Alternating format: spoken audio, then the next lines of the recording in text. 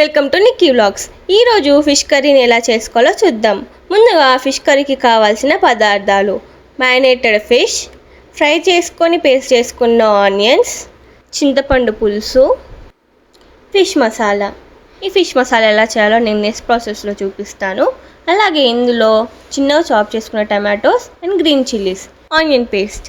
ఇప్పుడు ఈ fish marination and fish masala ఎలా చేయాలో స్టెప్ బై స్టెప్ చూపిస్తాను. వీడియోని స్కిప్ చేయకుండా ఎండ్ వరకు చూడండి. ముందుగా ఒక మిక్సింగ్ బౌల్ తీసుకొని ఫిష్ యాడ్ చేసుకొని ఇందులో 1 టేబుల్ స్పూన్ పసుపు, 1 టేబుల్ స్పూన్ ధనియాల పొడి, 2 టేబుల్ స్పూన్ల కారం వేసుకుంటున్నాను.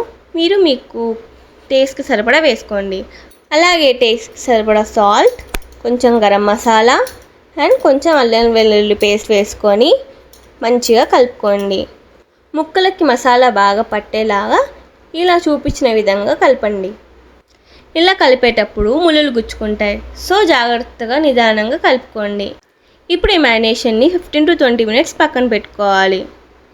ఇప్పుడు స్టవ్ ఆన్ చేసుకొని కడాయి పెట్టుకొని ఇందులో 2 టేబుల్ స్పూన్స్ ఆఫ్ ఆయిల్ వేసుకొని ఇందులో చాప్ చేసుకున్న ఆనియన్స్ని వేసుకోవాలి. ఆనియన్స్ లైట్ పింక్ వచ్చేంత వరకు మంచిగా ఫ్రై చేసుకోవాలి. ఇలా ఫ్రై చేసుకున్న ఆనియన్స్ని తీసి పక్కన పెట్టుకొని చల్లార్చుకోండి. ఇప్పుడు ఫిష్ మసాలా కోసం ఒక కడాయి పెట్టుకొని ఇందులో 1 టేబుల్ స్పూన్ మెంతులు, 1 టేబుల్ స్పూన్ వాము, 1 టేబుల్ స్పూన్ జీలకర్ర వేసుకొని డ్రై రోస్ట్ చేసుకోవాలి. ఇలా మంచి కలర్ వచ్చేంత డ్రై రోస్ట్ చేసుకొని తీసి పక్కన పెట్టుకోవాలి. ఇప్పుడు దీన్ని మెత్తగా రుబ్బుకోండి. నేను ఇక్కడ రుబ్బు రోల్ వాడుతున్నాను. మీ ఇంట్లో మిక్సీ జార్ ఉంటే ఈ విధంగా మెత్తగా పౌడర్ చేసుకోండి. ఫిష్ మసాలా రెడీ అయిపోయింది. ఇప్పుడు అదే రుబ్బు రోల్లో ఇందాక ఫ్రై చేసుకొని చల్లార్చుకున్న ఆనియన్స్ని వేసుకొని ఈ విధంగా పేస్ట్ చేసుకోండి. ఇప్పుడు ఒక చిన్న సైజ్ నిమ్మకాయ సైజ్ అంత చింతపండుని తీసుకొని వాటర్ వేసుకొని పులుసు తీసి పక్కన పెట్టుకోండి. ఇప్పుడు ఫైనల్ ప్రాసెస్ స్టార్ట్ చేద్దాం. దీనికోసం కడాయి పెట్టుకొని అందులో 3 టేబుల్ స్పూన్స్ ఆఫ్ ఆయిల్ వేసుకొని కొంచెం జీలకర్ర వేసుకొని ఇందులో పచ్చిమిర్చి వేసి ఒకసారి కలపండి. ఇప్పుడు ఇందులో మనం పేస్ట్ చేసుకున్న ఆనియన్ పేస్ట్ని వేసుకొని మంచిగా కుక్ చేసుకోండి. ఇది ఇప్పుడు మంచి గోల్డెన్ బ్రౌన్ కలర్ వచ్చేంత వరకు మంచిగా కుక్ చేసుకొని కలుపుకోండి. ఇప్పుడు ఇందులో చిటికెడంత పసుపు, టేస్ట్కి సరిపడా సాల్ట్ వేసుకొని ఒకసారి కలుపుకోవాలి. ఇప్పుడు ఇందులో చిన్న చాప్ చేసుకున్న టమాటోస్ వేసుకొని ఒకసారి కలుపుకొని దీన్ని మూత పెట్టి ఒక 5 నిమిషాలు ఉడకనివ్వాలి.